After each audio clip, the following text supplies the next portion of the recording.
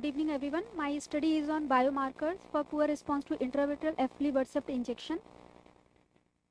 Polypoidal choroidal vasculopathy and neovascular AMD remains leading cause of vision loss in the aged population. And intravitreal anti-VEGF agents have revolutionized the management of these conditions by effectively improving vision and anatomical outcome. So aflibercept is the current preferred drug of choice for neovascular AMD and PCV due to its safety profile and various mode of actions. But still a significant proportion of patients exhibit suboptimal or poor anatomical and functional response to anti-VEGF therapy, posing challenges to optimal visual outcome. Data on this, especially involving aflibercept, is minimal, particularly from the Indian context.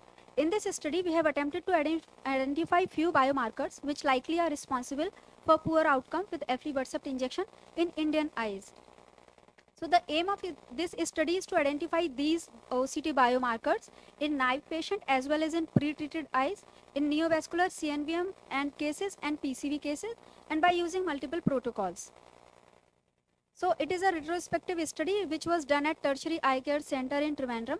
Total 120 eyes were taken, out of which 30 eyes were taken as poor responders, and 18 months of data was taken for the study. Inclusion criteria were intravitreal aflibercept injection in minimum of 3 doses of loading dose, followed by a particular protocol in pre-treated and treatment naive eyes. The diagnosis was made on the basis of angiography, and OCT was taken if angiography is not done. And at least 12 months of follow-up was done after aflibercept injection, and these are the exclusion criteria. Non-responders were considered as if there is no improvement in visual acuity, or there is increase or no change in intraretinal fluid and subretinal fluid, and switch was done. Switch was to another molecule was done if both criteria were met, and these are the factors on right side which we have studied on OCT. A statistical analysis was done, and the mean age group of this study was 74 years, and most common association was seen to be with diabetes mellitus, though no systemic factor was found to be statistically significant for poor responder. CNVM cases were more than PCV, and treatment naive cases were more than pre-treated eyes. The mean number of injection was 5.02. If we talk about the protocol, among poor responders, around 50% were on PRM protocol, while rest were either on 3 monthly fixed protocol or treat and extend protocol. So does the type of PED influence poor response? Yes. If we talk about fibrovascular PED, peaked PED, multilayered PED, and hemorrhagic PEDs, these were associated with poor response to aflibercept. So does the type of PED predicting poor response is disease specific? Yes, it is disease specific. As you can see in this table, if we talk about subfoveal fibrovascular PED, peaked PED, multilayered PED, and hemorrhagic PED, these were predominantly seen in PCV eyes when we compare with neovascular AMD. Other OCT variables that influence poor response were persistent SRF after loading dose, intraretinal hyperreflective foci, and subretinal hyperreflective membrane. So we also looked at when is SHRM and HRF particularly relevant. So we found that if SHRM is associated with fibrovascular PED and persistent SRF, that showed poor response, and in HRF group, if it is associated with multiple PEDs, that also showed poor response to aflibercept. Is there a difference between treatment naive eyes and those previously treated? Yes, definitely. Pre-treated patient showed a significantly higher rate of poor response associated with multilayered PED, persistent SRF, and SHRM, and these needed more often switch therapy. So these are few examples where I am showing multilayered PED, SHRM, and hemorrhagic PED before switch to another molecule. And you can see this is before switch group is after loading dose of anti-VEGF or till 6 months of aflibercept injection. And on right side you can see after switch activity was grossly improved, and it is still like this till 6 or 8 months of switch therapy. Come to the discussion. We found that PRN protocol eyes likely to have poor response, and fixed protocol did as well as treat and extend protocol, and this is in the line with pre-existing literature. Subfoveal fibrovascular PEDs, multilayered PEDs, and PEDs predict poor response to aflibercept.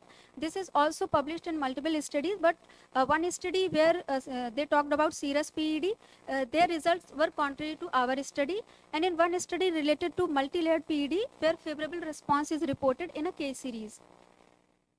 Presence of persistent SRF after loading dose correlate with poor anatomical visual outcome. This can be seen in a meta-analysis published very recently. And presence of persistent SRF, IRF, SHRM, HRF and OCT correlate with poor anatomical and visual outcome. This also supported by a 5-year real-world study and the other studies also. These are my limitations where comparison with good responder not done, and it is a retrospective study. So on this we can work further.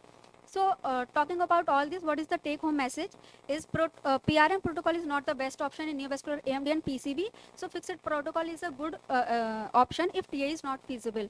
Fibrovascular PD, multi-layered PD and peak PD predict poor response. So identifying these features early can help realistic expectations and guide closure monitoring. Presence of persistent SRF after loading dose, baseline SHRF and HRF correlated with poor anatomical and visual outcome, and these features should prompt re-evaluation of treatment strategy. And pre-treated eyes demonstrate more resistant disease. So early aggressive treatment in naive patient can improve prognosis. Thank you.